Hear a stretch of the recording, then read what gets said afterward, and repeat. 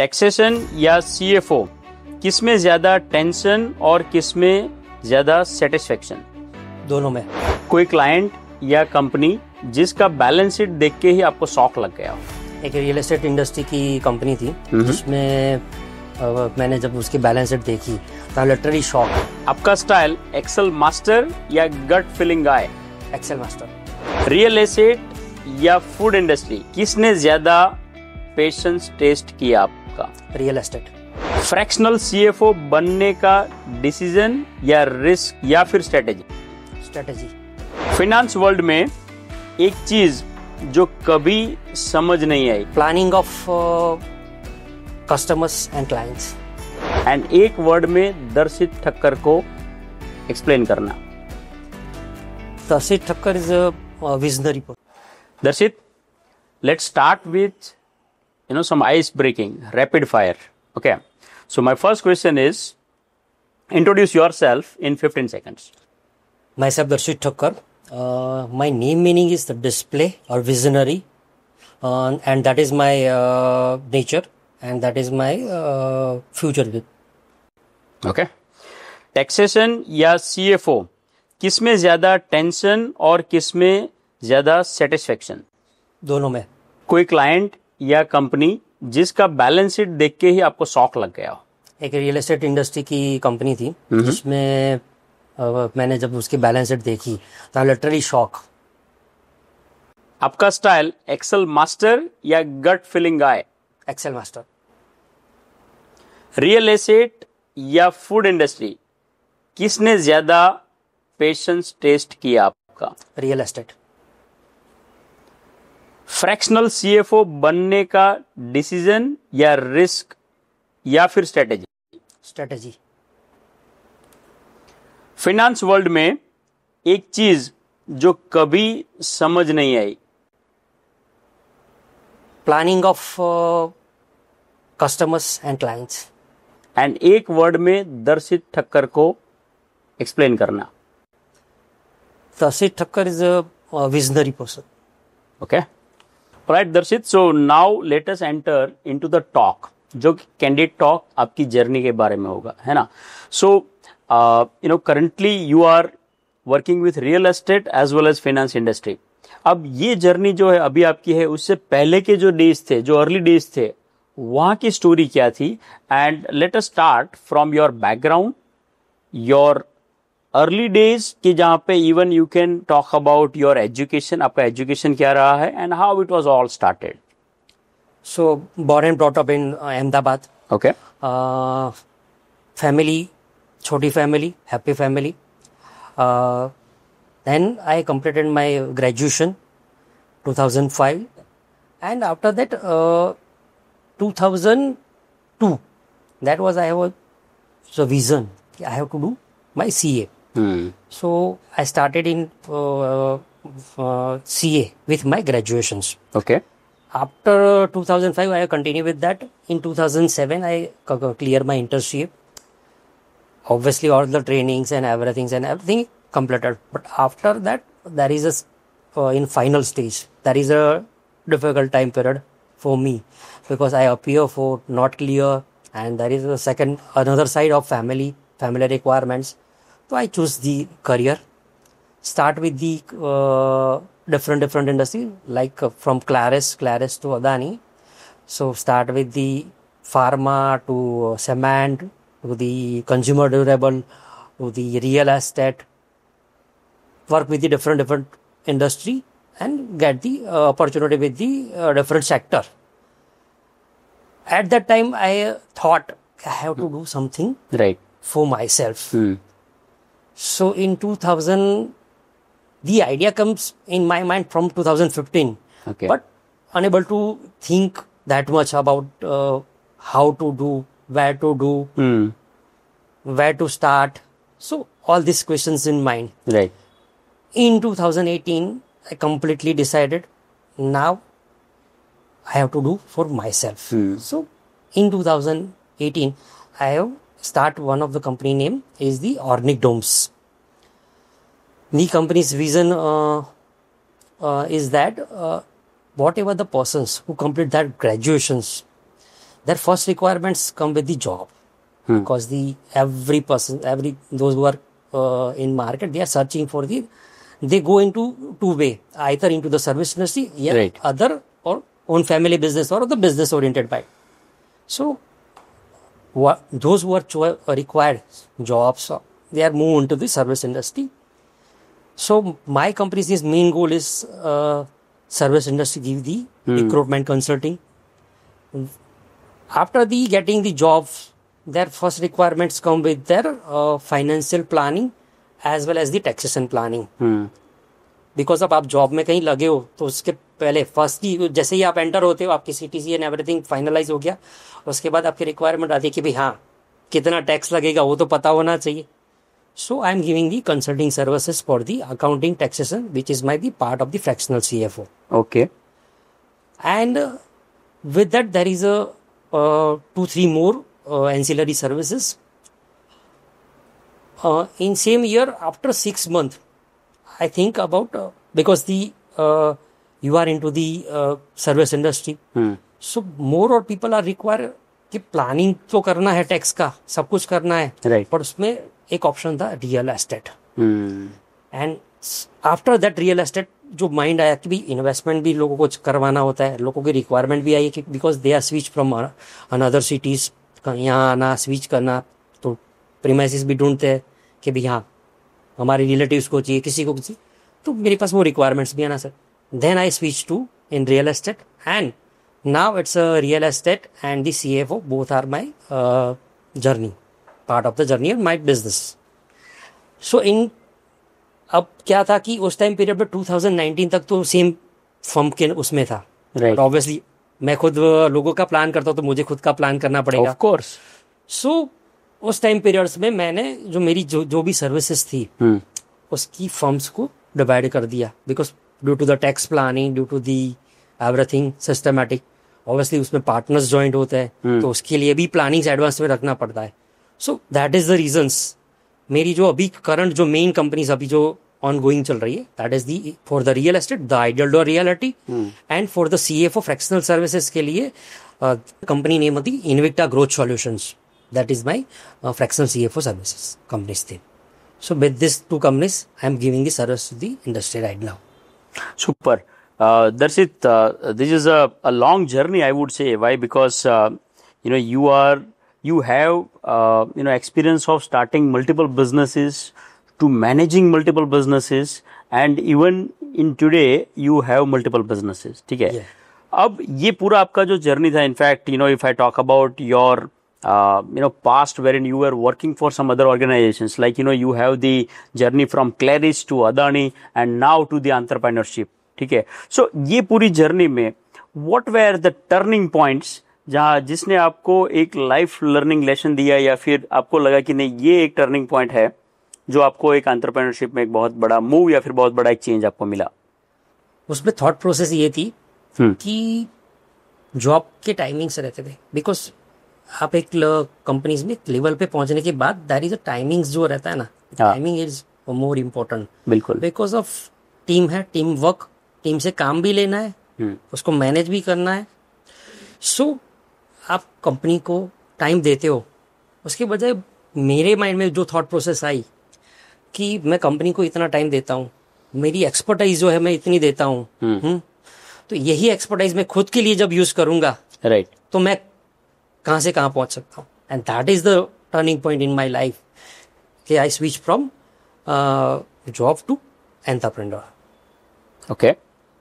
Okay, Darshit, you have got lot of in-depth learning about taxation, और वो taxation वाला जो role था, how do you think it is currently helping you to build a mindset? See, taxation एक ऐसा है कि कोई भी चीज आप इवन नॉमिनल चॉकलेट भी परचेस करते हो ना, उसमें भी टैक्स लगता है, right, because you are the end users. जितनी भी कंपनीज है, चाहे कोई भी कंपनी हो, मैन्युफैक्चरिंग करती है, प्रोडक्ट बनाती है, कुछ भी करती है, but ultimately at the end वो टैक्स का बर्डन जो रहता है ना कंज्यूमर पे होता है. सो एवरीथिंग, सो वो चीज जो है उसमें प्लानिंग ऑब्वियसली. अब काफी सारे लोग होते हैं टैक्स इवेजन करते हैं, बट हम जो सर्विसेज देते हैं उसमें टैक्स प्लानिंग करते हैं। Right. टैक्स प्लानिंग के थ्रू जो मैक्सिमम बेनिफिट होता है वो क्लाइंट के लिए यूजफुल और फ्रूटफुल रहता है। तो that is the main thing. दर्शित, ये व्हेन वी से फ्रैक्शनल सीएफओ है ना, तो it's a new term, it's a new terminology. अब फ्रैक्शनल सीएफओ जो है वो लोगों को समझाना, उसकी सर्विसेज, उसका इम्पोर्टेंस जो है वो समझाना, और उसमें उसका जो एक्सेप्टेंस आना चाहिए कि जहाँ पे आपने क्लाइंट को ये एक्सप्लेन किया, अब वो ये पर्टिकुलर आइडियोलॉजी, ये पर्टिकुलर मेथड को समझ रहा है एंड दे आर एक्सेप्टिंग कि यस ये है। तो उसमें क्या चैलेंजेस आती है? उसमें चैलेंजेस ये आती है सी और पहले आप ये बताओ कि ये फ्रैक्शनल सीएफओ होता क्या है? Fractional CFO is the like freelancer. Okay. Freelancers. अब बड़ी बड़ी कंपनीज में तो क्या होता है कि they have the CFO positions in that companies, but small और मीडियम साइज की कंपनीज होती है तो उसमें क्या होता है कि उनको उसकी रिक्वायरमेंट नहीं होती, but yes full time CFO की रिक्वायरमेंट नहीं है। सीएफओ की रिक्वायरमेंट नहीं होती, बट नेसेसिटी होती है। बिकॉज सीएफओ वर्ड जो है ना, उसकी जो क्वालिटीज उसमें आप देखो तो लीडरशिप क्वालिटी, देन प्लानिंग, बिल्कुल, then accounting and taxations, risk management, so all the things जो रहता है ना, तो वो सारी चीजें अब आपने एक अकाउंटेंट या सीनियर पर्सन रखा, बट उसमें वो सारी चीजें होना मुश्किल है। Yes. So you need some persons like जो इन सारी चीजों को मैनेज कर पाए, प्लानिंग कर पाए, और उसको उसकी सर्विसेज की जो रिक्वायरमेंट्स रहती है उसको फिल कर पाए। तो that is the main requirement of fractional CFO in small and medium enterprise. Okay, अब ये एक्सेप्टेंस के बारे में वापस आ जाता है। वहां पे बताइए कि कितना एक्सेप्टेंस है लोगों का इस कॉन्सेप्ट को लेके? इस कॉन्सेप्ट को लेके एक्सेप्टेंस बहुत है। That is main depends on requirements. अब मैंने बताया था कि मेन इशू क्या आता है कि अभी करंट जो स्मॉल एंड मीडियम कंपनीज होती है, हाँ, उसमें ओनर प्लानिंग तो करते हैं, पर काफी सारे लोगों को उसके अलावा के ऑप्शंस, लाइक हर किसी बिजनेस में डिफरेंट ऑप्शंस होते हैं, राइट। अब ओनर जो सोचता है उसकी थॉट प्रोसेस के हिसाब से सोचता है, पर सीएफओ जो होता है ना, वो डिफरेंट एंगल्स उसको आइडियाज ऑप्शंस सजेस्ट करता है, उसके बेसिस के ऊपर होता है। सो रिसेंट में ये सारी चीजें फ्रैक्शनल सीएफओ की रिक्वायरमेंट्स एंड डिमांड मार्केट में बढ़ गई है। Reason being main things, full time की रिक्वायरमेंट नहीं है, कॉस्ट वाइज भी उस हिसाब से रहता है। So that is the reason कि आपको आपकी कॉस्ट में और आपकी रिक्वायरमेंट के हिसाब से पर्सन की अवेलेबिलिटी मिल जाती है। Correct. So that is the now currently major company. And second, those companies जो आउट ऑफ इंडिया से इंडिया में आती है, अब क्या होता है, उनका अभी सेटअप नहीं हुआ है, उनको कंप्लायंसेस पता नहीं है, सेटअप करना है, यहाँ के लॉ पता नहीं है, प्लानिंग कैसे करें। दे आर वहाँ की कंपनीज के डायरेक्टर जो भी हो, तो एवरी टाइम्स तो पॉसिबल है नहीं कि वो यहाँ पे आके करे, तो ऑब्वियसली एक पर्सन रखते हैं, अकाउंटेंट रख सकते हैं, राइट, वो बेसिकली कर पाएगा। बट यहाँ पे जो प्लानिंग है, ऑब्जर्वेशंस है, रिपोर्टिंग है, यहाँ के कंप्लायंसेस एज वेल एज वहाँ की कंपनीज के रिक्वायरमेंट के हिसाब से कंप्लायंसेस, तो वो सारे जो रहते हैं फ्रैक्शनल सीएफओ के थ्रू उनके फुलफिल हो पाते हैं। दर्शित, मैं आपको यहाँ पे रोकूंगा, और मैं एक दूसरा वर्ड भी है जो बहुत फेमस हुआ है मेरे ख्याल से, जहाँ पे लोग बोलते हैं वर्चुअल सीएफओ। ठीक है, तो ये fractional CFO and virtual CFO are the same things और both are different? Both are same. तो जहाँ पे वर्चुअल सीएफओ जब लोग बोलते हैं, तो मेरे ख्याल से कई बार ये एक वर्चुअल सर्विस की तरह ही लोग उसको ट्रीट करते हैं, उसको देखते हैं। बट फ्रैक्शनल सीएफओ में फिजिकल मीटअप्स होते हैं, फिजिकल इवेंट्स होते हैं। यस। अच्छा, बहुत होता है। ओके, और वर्चुअल सीएफओ जो होते हैं उसमें भी लोग फिजिकली कस्टमर को मिलते हैं? Yes obviously. Okay, physical requirements तो दोनों में ही रहेगी, बिल्कुल, इट इज रिक्वायर्ड। यस, उसके बिना, because finance is very important sector of any business. Yes main things. Darshit, life as a corporate leader versus life as a fractional expert, क्या फर्क महसूस करते हो आप? लीडर में you have to manage the team and report to the senior persons or the owners of the companies. Right. As an entrepreneur or as a freelancer or as a virtual CFO, we have to manage the team, manage the requirements of client, because as a leader उस company में आप काम करते हो किसी और के लिए, बिल्कुल, ओनर्स के लिए, मतलब जहाँ पे भी you are hire for that. इसमें फ्रैक्शनल सीएफओ में you are responsible for everythings, because उसमें आप क्लाइंट के लिए, और client satisfaction is the main thing for fractional CFO. उसकी सेटिस्फेक्शन नहीं होगा, ही से we are discontinue with you और we find another source. Client के केस में ये चीज रहती है, कॉर्पोरेट्स में कम चीज रहती है, होता है, बट उसमें ऐसा नहीं होता कि आपकी परफॉर्मेंस टोटली डाउन होती है, ऐसा कुछ भी होता है। बट एज ए एंटरप्रेन्योर में और या तो फ्रैक्शनल सीएफओ में वो चांसेस ज़्यादा रहते हैं, लाइक रिस्क फैक्टर एंटरप्रेन्योर में ज़्यादा रहता है। पर दर्शित, जब एक हम फ्रैक्शनल सीएफओ की बात करते हैं, है ना, क्योंकि क्या होता है कि जब कोई भी बिजनेस ओनर एक पर्टिकुलर रोल में हर बार एक बंदे को फुल टाइम देखता है। अब जब आप उसको एक फ्रैक्शनल सीएफओ के रूप में आप बताते हो, उनको बताते हो, पिच करते हो, ठीक है, तो आप फिर उसको कैसे हैंडल करते हो कि जहाँ पे उनको लगे कि ये फुल टाइम नहीं है बट 100% फुल रिस्पॉन्सिबिलिटी जो है वो आपकी है। सो क्लाइंट के साथ जब मीटिंग स्टार्ट होती है ना, फर्स्ट ऑफ ऑल तो उसके पास उसकी requirement, like scope of work, what is his require, और जो भी एंटरप्रेन्योर होता है उनकी रिक्वायरमेंट क्या है, उसके बिजनेस के ऊपर ईच एंड एवरी जो भी रिक्वायरमेंट्स के हिसाब से उसको जो भी रहते हैं पॉइंट्स डिस्कस होते हैं। एंड टू एंड रिस्पॉन्सिबिलिटी क्या रहेगी, क्या नहीं, क्या कंपनी की तरफ से रिक्वायरमेंट रहेगी, क्या हमारे तरफ से सर्विसेज रहेगी, तो डे टू डे उसमें सारी चीजें, मतलब जब भी डिस्कशन होता है वो क्लैरिटी प्रॉपर क्लैरिटी के साथ, प्लानिंग के साथ, प्रॉपर एग्रीमेंट के साथ एवरीथिंग वो चीज क्लियर करते हैं। तो वहां पे वो चीज क्लियर रहती है कि this is our responsibility. So it is not about time but it is about responsibility. Yes, ये चीज करनी है तो करनी है, टैक्स प्लानिंग करना है तो करना है, टैक्स पे करना है तो करना है, ये ड्यू डेट है तो ड्यू डेट पे मिटिगेट करवाना, that is responsibility, right. So that is the responsibility. That's way obviously client satisfied, because उनकी क्या है कि भी हाँ हमारी जो रिक्वायरमेंट है उसमें सारी चीजें फुलफिल हो रही है, that is satisfaction of client. और दर्शक, जब हम फाइनेंस की बात करते हैं तो आज हर कोई एंटरप्रेन्योर को ऐसा लगता है कि फाइनेंस ऐसी चीज है कि जो मैं मैनेज कर सकता हूँ, ठीक है। तो आपने अभी तक जो भी एंटरप्रेन्योर्स के साथ काम किया है, वहां पे आपको क्या ऐसे पॉइंट्स मिले हैं कि जहाँ पे एंटरप्रेन्योर जो है they have misunderstood the finance? काफी सारे लोग होते हैं कि भी हाँ मैं मैनेज कर सकता हूँ, क्या मुझे पता है, बट ऑब्वियसली आप अगर उस पर्टिकुलर फील्ड में हो तो आपको नॉलेज होगा।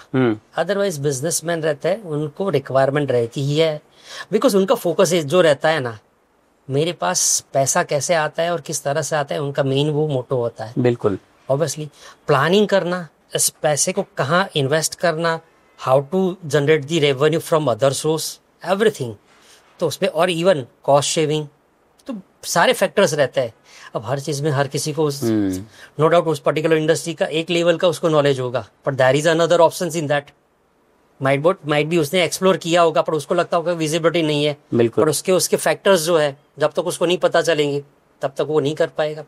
सो बहुत सारे लोग होते हैं उनको पता होता है बट कर नहीं सकते, या तो रिस्क नहीं लेंगे बिकॉज अब मेरी कैपेसिटी है, मैं इतना जाऊंगा, सही बात। उसके आगे वाला जो चीज है वहां मेरी एक लिमिटेशन आ जाएगी। तो वहां पे जो रोल रहता है that is this fractional CFO या फाइनेंस एडवाइजर्स, उनका रहता है, और वो वहां से उनको प्लानिंग, इन्वेस्टमेंट स्ट्रेटेजी। अब आज मेरे पास 1000-2000 करोड़ पड़े हैं, मैं शायद उसको 1-2 ऑप्शंस में इन्वेस्ट करूंगा, करूंगा, यहाँ से रेवेन्यू जनरेट करूंगा, but there is a multiple. और उसमें भी मेन चीज रहती है रिस्क।